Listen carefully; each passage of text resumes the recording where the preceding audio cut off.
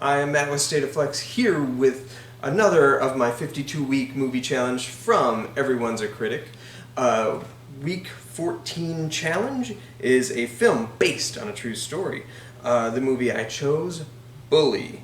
Year release 2001, ratio 1851, runtime is an hour and 55-ish minutes. I say ish because there is an unrated version of this film that extends it just beyond the 2-hour mark. The genre is drama.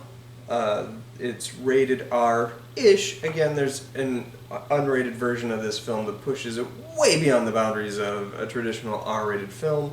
As it stands, this film is possibly one of the hardest R's I've ever seen.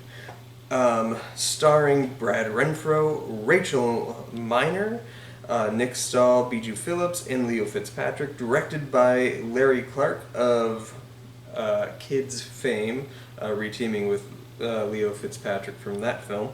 Produced by Lionsgate, however they just acquired this very independent film. Written by David McKenna and Roger Pullis, based on a book by Jim Schutz. Music, I couldn't find who did the score for this film. It's not listed anywhere online that I could find anyway. However, I do remember there being a score to the film, so I don't know if they just sampled other music, or most of the score that I remember from the film, which I just watched last night, was more just tones, so maybe that's it. It wasn't considered like a score. The awards received, it won the Stockholm Film Festival Best Actress and Best Director. And I will say that Rachel Miner was definitely the standout for the film. And then it was nominated for the Venice Film Festival's Golden Lion Award. Why did I choose this particular film? I had seen this in high school shortly after having seen the film Kids, and Kids is a very raw portrait of a subsect of people in 90s youth America, and it's just a gripping film. And so I was like, I want to see what this cat has done, and wouldn't you know, he had just directed this film, so I happened to catch it on the IFC Independent Film Channel, because I didn't have a theater that it came nearby me. But I remember watching it, and I had a fondness for it at the time, but it was such an ugly film, I'd not really returned back to it very often. I think I saw it one other time after that initial viewing. So when presented with this, I was looking up films based on a true story, and I didn't want to do anything heavy, which is kind of ironic. I was like, I could do Schindler's List, I could do something like that, but I was like, that's too heavy. I don't want to be that immersed in such a raw feeling. And so I picked this movie, which is probably no different, but whatever. Have you seen this movie before? Yes, as I mentioned, I had. Would I recommend this movie? Why or why not? That's a weird question, because, or I guess a good question, because I like this movie. This movie is way better than it has any right to be, because the film is incredibly crass. It is incredibly sophomoric. It is visually sexist. It is verbally sexist. It is homophobic. Nothing about this film should work, and yet once the true crime elements of the film come into play, the movie is downright mesmerizing, and it is, not unlike Kids, a portrait to a very specific time period, a specific group of people and behaviors that these people kind of exhibit. You kind of walk into murky territory of what these characters are doing is incredibly gross, and it's bad, and it's disgusting, and it's awful, but you see how awful the person they're doing it to, the titular bully, is, and you can't justify their actions, but you can understand them. in a kind of interesting way. This might sound kind of similar to what I was talking about a couple weeks ago with Joker. And the difference between a film like Joker and a film like this is a well executed examination of that, because there is no point in the film where any of these characters are heroified or anything. But going back to what I said about that film is I would have been more on board with Joker if you just understood his actions rather than tried to justify his actions or excuse his actions.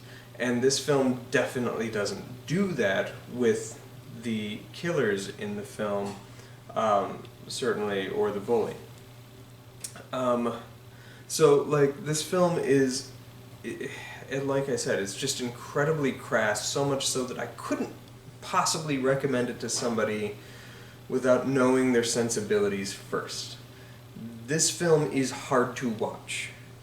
It is gross by nature, and the first half hour of it seems just sophomoric at best. I thought I was just watching, like, as I was watching it, I was like, what the hell did I see in this movie ever?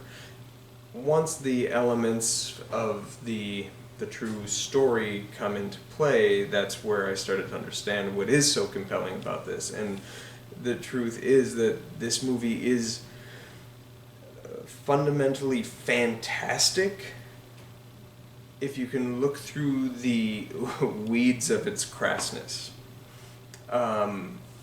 So, would I recommend it? I don't even know. I just, it's a weird question, I guess. This is a weird movie for that question. Which character were you most able to identify with or connect with, and in what way? None of them. They were horrible people. I guess the cousin Derek, I believe his name was the least troubling character. And in terms of the crime itself, his contribution was pretty much just moving the body. However, the body, it's revealed, didn't die immediately, so he did contribute to the murder of this individual. I guess I should get into the plot. This is based on a true story about this one central figure in everybody's life played by Nick Stahl, and he is a horrible, disgusting, foul, pig, rapist human being who's abusive to everybody around him, so much so that he pushes everybody to the brink where they can justify murdering him just so they can live comfortably in their day-to-day lives. And one person reaches out to another person who's like, hey, maybe life would be better if he was dead, maybe we should kill him. And then those two people become 3, 4, 5, 6, 7 people altogether who end up taking this man's life. And it's a compelling examination of how this crime came about. So there's no character I could necessarily gravitate to except for the cousin character. That said, the performances in this movie are startlingly good. Brad Renfro is always good, and like, rest his soul, he's a fantastic troubled young actor, but this really showcases his this range, especially in juxtaposing it with some other films that he had been in. Nick Stahl is also a very young, gifted actor who has had a turbulent career, but this showcases his raw abilities. But for me, the two shining stars in the film are Leo Fitzpatrick, who I'd only ever seen in Kids, and I think to this day those are the only two movies I've seen him in, or at least knowingly. And he's so different than he was in Kids.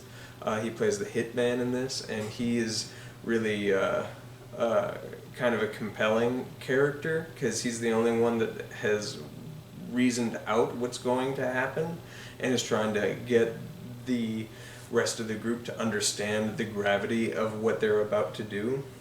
And he's so concerned with not getting caught, but none of the others seem to have an interest in not necessarily getting caught. He's a pretty interesting character, but the shining star is the character played by Rachel Miner, who gives just a genuinely powerful performance. She is so good, and it's just like she paints a fully real character. Like, I feel like she was this was reality for her. Everybody else, you can sort of see hints of acting. All the performances are good, everybody's good in it, but you can see where they're acting. For her, it just seems authentic. She is that good, and it's kind of unfortunate that she hasn't had like the boisterous career that this film shows she's capable of. However, she's been in plenty of other things, some high profile. She was in multiple seasons of Supernatural, as it turns out, towards the back half of that series. But yeah, so I would say I gravitated towards her character because she is so good as that character. But there was nobody that was likable in this film except for maybe Cousin Derek. Best line or most memorable quote, I think it was the hitman who said, we are going to, he gathers everybody together at the beach, and he's like, we are going to work out our alibis until I am satisfied, rehearse our alibis until I'm satisfied that we have done so, and to his satisfaction, or something to that equivalent. It was a funny line. He delivers it perfectly. His character is pretty great. Were you surprised by the ending of the film? What would you do differently? Ending of the film is basically they got caught. I'm a very Law and Order kind of guy, so I would have liked more of like the trial, but then that would have stretched this film into a miniseries, and this isn't necessarily that. But I was more, I really was interested in learning about some of the trial aspects. Yeah. So after watching this film, did you want to learn more about the true story? Why or why not? Yes, I did, because the film ends as most true crime stories do, or most biographies of any kind, with where are they now kind of thing. And you find out how long each person was sentenced to, and I watched this with my wife, who was kind of watching the movie, and she thankfully did that research for me, and none of that is historically accurate anymore. A lot of the people are out of prison, got less time than they originally put, and like the character, the orchestrator of the whole thing, the character played by Rachel Miner, she is out and about, living in a free world.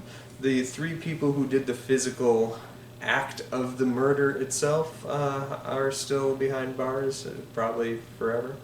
But yeah, that was kind of surprising to me.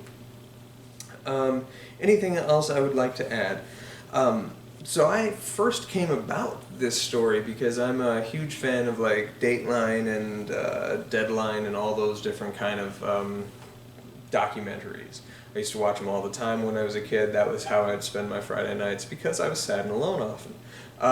Not actually sad, that's me being silly. But I was way into like the true crime stuff. And I remember circa, I'd say 1999 or 2000, hearing this story, which in real life happened around 1993 or so. And I remember hearing the story of how this group of people killed this one man because he was so torturous to their everyday life, and I thought that was just a really compelling story. It was like this 2-hour episode special, and I couldn't look away. I was like fixated, wanting to hear the end of the story. And I was shocked 2 years later, might have been 3 years later, when I was, after having watched Kids based on the recommendation of one of my teachers, go figure, in high school, I was like, I want to see what this guy has done, and he had a movie that had just come out and just happened to be playing on the Independent Film Channel, and it was that same story. So that was really interesting to me. And now interesting for you. So that is my summation of Bully. It's a hard-ass movie to watch. It is ugly. It's one I probably won't return to again. But I guess here's the moment. I'm going to give it a soft recommendation. As I say, if you can get past that first half hour, it's truly an ugly movie for the longest time. But once you can get past how just sadistic and disgusting his character is, and if you can sort of look past some of the misogyny, the just general sexism and homophobia that is kind of a portrait of that time and of these characters' lifestyles, the film is really compelling and really, really good, and people should watch her performance. If you just want to watch only her scenes, I recommend that because she is really great in the movie. Alright, challenge 15, a B movie. Alright. Should I be an ass and just do the B movie? No, I'll try to come up with a good B movie to review. If you have any suggestions, drop them in the comments down below. Thanks for watching. And have you seen Bully or Kids? I'm curious to know what your thoughts on them are. They're very, very divisive films. You have a strong visceral response to watching either of them. And if this one's hard to watch, Kids is 10 times harder. Yeah, let me know what you think in the comments down below. Thanks for watching. Like, subscribe, all that good stuff. Peace.